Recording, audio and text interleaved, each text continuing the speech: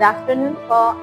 I'm Susana Eliorin Tabindok po, currently the Vice President for TVIs of ATEP and the School Head and Corporate Secretary of Maxima Technical and Skills Training Institute Incorporated. Sabi nila, life begins at 40.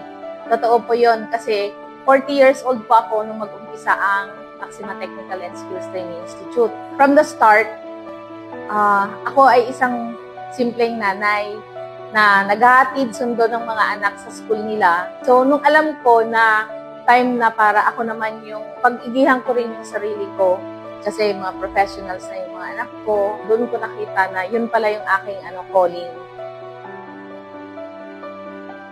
Akala kasi ng iba, pag babae ka, limited lang yung kakayanan mo para mamuno sa isang organization. Pero minsan kasi mas magaling at mas mag-discard ang mga babae based sa aking experience kasi even in our institution, yung mga babaeng mga staff ko, yun yung mga fighters. We produce best baristas sa Pangasinan.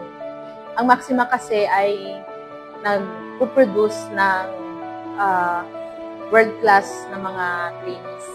Of course, being a mom, I am the mother of Pastel Sky, yung banda na locally produced band natin. Mami po ako nung dalawang member ng band. Ako naniniwala na walang tanda-tanda pagdating kung madiskarte ka. Maging nanay po muna tayo, pero after natin mapalaki ng konti yung mga anak natin, mahalin naman natin yung sarili natin.